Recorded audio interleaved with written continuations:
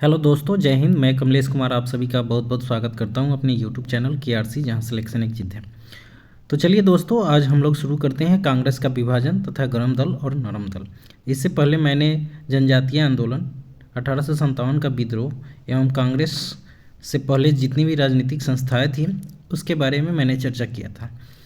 और आज का जो टॉपिक है वो कांग्रेस का विभाजन है। तो चलिए हम लोग शुरू करते हैं। और एक और चीज़ बता दूं कि ये जो बुक है बहुत ही अच्छी बुक है और इसमें सारे सिलेक्टेड क्वेश्चन जो काफ़ी अंदर से लिए गए हैं उन सभी प्रश्नों का जो है संकलन है। तो आप लोग देखना ना भूलें और मेरे चैनल को ज़रूर सब्सक्राइब कर दीजिए। चलिए आज का क्वेश्चन शुरू करते हैं। भारत के वयोवृद्ध नेता grand old man of India के नाम से किसे जाना जाता है? तो ये बहुत ही आसान क्वेश्चन है, दादा भाई नौरोजी, सभी को पता होगा। अगला पॉइंट है, किसे भारतीय ग्लैड स्टोन के नाम से जाना जाता है? तो ये दादा भाई नौरोजी ही होगा। ठीक है, ग्लैड स्टोन के नाम से हम लोग दादा भाई नौरोजी को जानते हैं। अगला पॉइंट है, भारतीय राष्ट्रीय कांग्रेस के उदारवादी युग में भारतीय ग्लैड स्टोन की उपाधि किसे दी गई थी?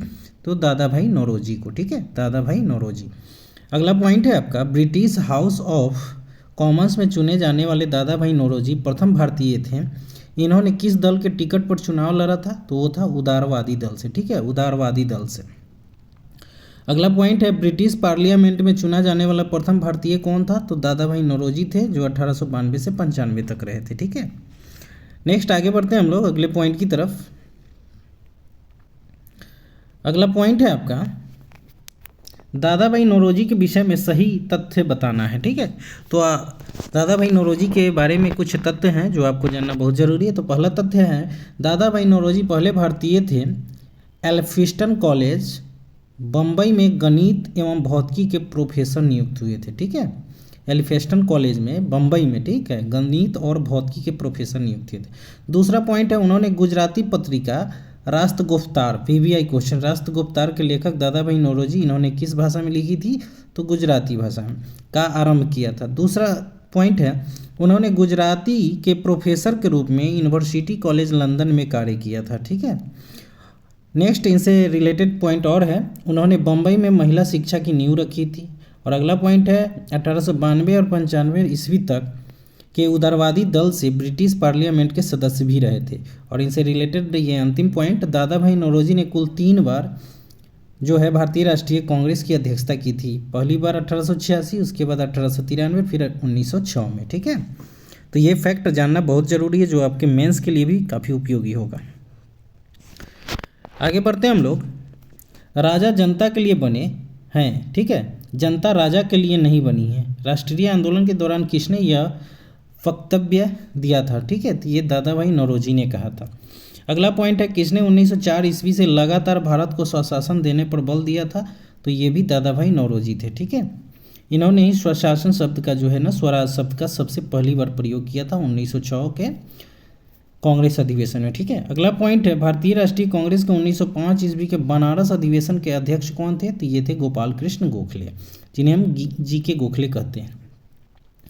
नेक्स्ट अगला पॉइंट है, 18 वर्ष की आयु में स्नातक, 20 वर्ष की आयु में प्रोफेसर तथा सुधारक के सह-संस्थापक, 25 वर्ष की आयु में सार्वजनिक सभा और प्रांतीय सम्मेलन के मंत्री, 29 वर्ष की आयु में भारतीय राष्ट्रीय कांग्रेस के मंत्री, 31 वर्ष की आयु में प्रांतीय विधायक, 36 वर्ष की आयु में इंपीरियल विधायक, 39 वर्ष की आयु में भारतीय राष्ट्रीय कांग्रेस के अध्यक्ष, एक देशभक्त जिसे महात्मा गांधी ने स्वयं अपना गुरु माना है। इन शब्दों में से एक जीवनीकार ने किसका वर्णन किया है?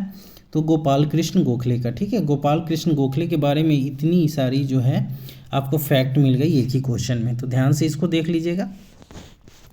अगला पॉइंट है, कांग्रेस के मंच से भारतीय राष्ट्रीय कांग्रेस के किस अधिवेशन में प्रथम बार स्वराज शब्द का वक्तव्य किया गया था? ठीक है ना, व्यक्त किया गया था। तो ये था कलकत्ता अधिवेशन 1906 में। ठीक है, ये किसने किया था? तो दादा भाई नौरोजी ने।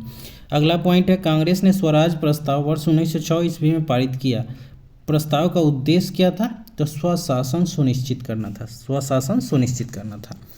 अगला पॉइंट है, स्वराज भारत के राजनीतिक प्रयासों का लक्ष्य था। यह दादा भाई नौरोजी द्वारा किस सत्र में घोषित किया गया? तो कलकत्ता सत्र 1906 में। ठीक है, अगला पॉइंट है, 1906 ईस्वी में कांग्रेस के अध्यक्ष कौन थे? तो दादा भाई नौरोजी। ठीक है, सभी क्वेश्चन को जो है कैसे पूछा जाए, एक ही क्वेश्चन को 3-4 तरीके से जो है इस बुक में दिया गया है, क्योंकि एग्जाम में ऐसे ही पूछे जाते हैं। नेक्स्ट पॉइंट है कांग्रेस के नरम दल के नेताओं की आंदोलन पद्धति कैसी थी? तो राजा वाम बंधन आंदोलन, ठीक है, राजा वाम आंदोलन पद्धति की तरह थी।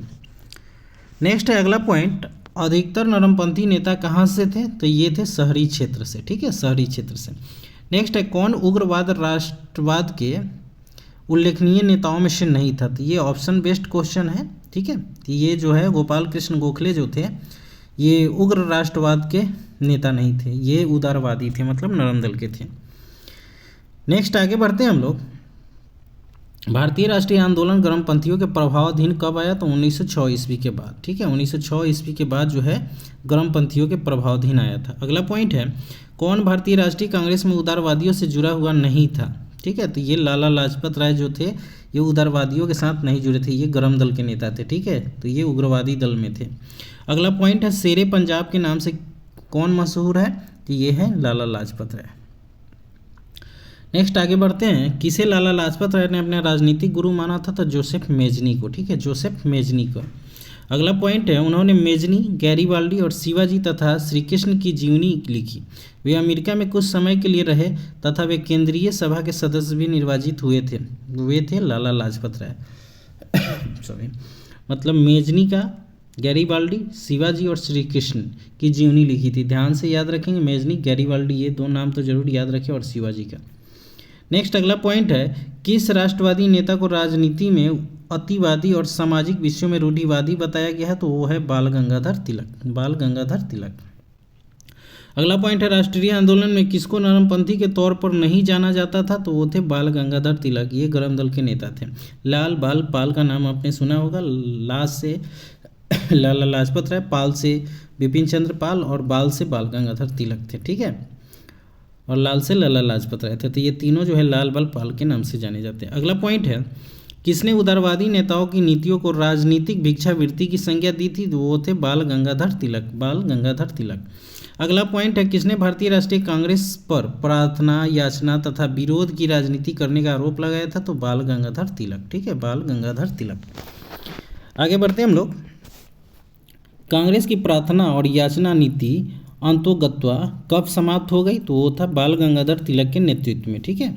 नेक्स्ट पॉइंट है किसने राष्ट्र को चतुर्मुखी कार्यक्रम, बहिष्कार, स्वदेशी, स्वराज और राष्ट्रीय शिक्षा दिया था? तो वो थे बाल गंगाधर तिलक। नेक्स्ट पॉइंट, बाल गंगाधर तिलक को किसने भारतीय असंतोष का जनक कहा था? वेरी वेरी इंपॉर्टेंट है ये। तो ये है वेलेंटाइन सिरोल, ठीक है, वेलेंटाइन सिरोल ने कहा था। नेक्स्ट है बाल गंगाधर तिलक लोकमान्य तिलक के नाम से कब जाने लगे थे?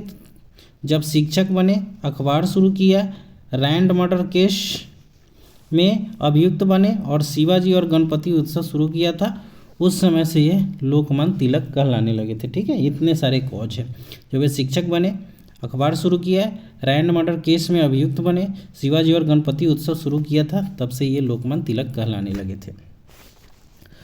नेक्स्ट है किसने धर्म का प्रयोग राजनीति अस्त्र के रूप में किया? तो बाल गंगाधर तिलक ने, जिसे हम बीजी तिलक भी बोलते हैं। नेक्स्ट है महाराष्ट्र में गणपति पर्व का श्री गणेश किसने किया था? तो बाल गंगाधर तिलक ने। अगला पॉइंट है किसने महाराष्ट्र में गणपति उत्सव का ऐसा कायाकल्प किया कि वह राष्ट्रीय उत्सव हो गया और उसका स्वरूप राजनैतिक हो गया था? तो वो बाल गंगाधर तिलक। तो देखिए एक भी क्वेश्चन जो है ना बाल गंगाधर तिलक से आपको मतलब छूटेगा नहीं, जो भी टॉपिक इसमें होगा बहुत ही इंपॉर्टेंट है, तो ध्यान से पढ़ें और थोड़ा सा आप लोग मेरे को सपोर्ट कीजिए, तो मैं आपके लिए लगातार जो है ना ऐसे ही वीडियो देता रहूँगा। नेक्स्ट है कौन एक उग्रवादी था? कौन एक उग्रवादी था? तो बिपिन चंद्र पाल थे, ठीक है, ये भी एक ऑप्शन बेस्ड क्वेश्चन है। तो लाल बाल पाल मैंने बता दिया, इसी तीनों में से एक ऑप्शन देता है, ठीक है। अगला पॉइंट है कौन सा नेता कांग्रेस के गर्म दल से संबंधित है? तो वो थे अरविंद घोष, ठीक है, Aurobindo Ghosh, VVI question. Next है स्वदेशी का समर्थक कौन था? तो वो था अरविंद घोष, ठीक है, स्वदेशी के समर्थक थे। अगला पॉइंट है भारतीय राष्ट्रीय कांग्रेस के वर्ष 1906 में विख्यात कलकत्ता अधिवेशन में 4 संकल्प पारित किए गए थे। कितने? 4। सूरत में 1907 में हुए कांग्रेस के अगले अधिवेशन में इन चारों संकल्पों को स्वीकार करने अथवा उन्हें अस्वीकृत करने के प्रश्न पर कांग्रेस में विभाजन हो गया था। ये चारों संकल्प क्या थे? तो एक था स्वदेशी, दूसरा स्वशासन, तीसरा राष्ट्रीय शिक्षा और चौथा बहिष्कार था। VVI क्वेश्चन है ये। 4 संकल्प लिए गए थे, वो चारों कौन था? तो एक स्वदेशी, स्वशासन, भारतीय शिक्षा, राष्ट्रीय शिक्षा और बहिष्कार था। तो हो सकता है कि ऑप्शन में पूछे कि इन चारों में से कौन एक नहीं था, तो चारों आपको याद रखने होंगे। अगला पॉइंट है 20वीं सदी के आरंभिक वर्षों में कांग्रेस में विभाजन की प्रक्रिया क्यों शुरू हुई? कांग्रेस आंदोलन की रणनीतियों से, उद्देश्यों तथा लोगों की भागीदारी पर, ठीक है, इसीलिए जो है कांग्रेस की विभाजन की प्रक्रिया शुरू हो गई थी। नेक्स्ट पॉइंट है भारतीय राष्ट्रीय कांग्रेस का प्रथम विभाजन कब हुआ था? तो ये 1907 ईस्वी में सूरत अधिवेशन में, ठीक है, सूरत अधिवेशन। अगला पॉइंट है भारतीय राष्ट्रीय कांग्रेस कहाँ पर उदारवादियों एवं उग्रवादियों दो भागों में विभाजित हो गया? तो सूरत अधिवेशन 1907 में, ठीक है, जो मैंने ऊपर बताया था सूरत अधिवेशन। नेक्स्ट, नरम दल और गरम दल के रूप में भारतीय राष्ट्रीय कांग्रेस का विभाजन किस अधिवेशन में हुआ? तो वो सूरत अधिवेशन। नेक्स्ट पॉइंट, 1907 ईस्वी के भारतीय राष्ट्रीय कांग्रेस के सूरत के वार्षिक अधिवेशन के अध्यक्ष कौन थे? तो आर.बी. घोष, ठीक है, रास बिहारी घोष जिसको बोलते हैं। नेक्स्ट है 1907 में सूरत में भारतीय राष्ट्रीय कांग्रेस के विभाजन का मुख्य कारण क्या था? तो अंग्रेजी सरकार के साथ नरमपंथियों की वार्ता करने की क्षमता के बारे में चरमपंथियों में विश्वास का अभाव, ठीक है, यही कारण था। अगला पॉइंट है 1908 में 6 वर्ष के कारावास की सजा स्वतंत्रता के संग्राम के किस उग्रवादी नेता को दी गई थी? तो वो बाल गंगाधर तिलक थे, ठीक है। अगला पॉइंट है बाल गंगाधर तिलक को सजा के पश्चात किसने दया की वकालत की और कहा था संस्कृत के एक विद्वान के रूप में तिलक मेरी दिलचस्पी है? ये मैक्स मूलर ने कहा था, ठीक है, मैक्स मूलर का कथन है, VVI क्वेश्चन। नेक्स्ट आगे बढ़ते हैं हम लोग। भारत के स्वतंत्रता आंदोलन के प्रारंभिक दौर में उग्रवादी विचारधारा को कौन निरूपित करता है? तो संवैधानिक साधनों एवं याचिकाओं के स्थान पर आक्रामक साधनों से स्वशासन प्राप्त करना। नेक्स्ट पॉइंट है महात्मा गांधी के पर्दापण से पूर्व भारत में राष्ट्रीय आंदोलन की दिशा को किन अंतर्राष्ट्रीय घटनाओं ने प्रभावित किया था? तो ये था 1898 के इटली अबसिनिया युद्ध, दूसरा चीन के बक्सर आंदोलन, ठीक है, चीन के बक्सर आंदोलन, और तीसरा था आयरलैंड के क्रांतिकारी आंदोलन, और चौथा था रूस जापान के युद्ध में जापान की विजय जो 1905 में हुआ था। ये डेट याद रखना बहुत जरूरी है। नेक्स्ट आगे बढ़ते हैं हम लोग।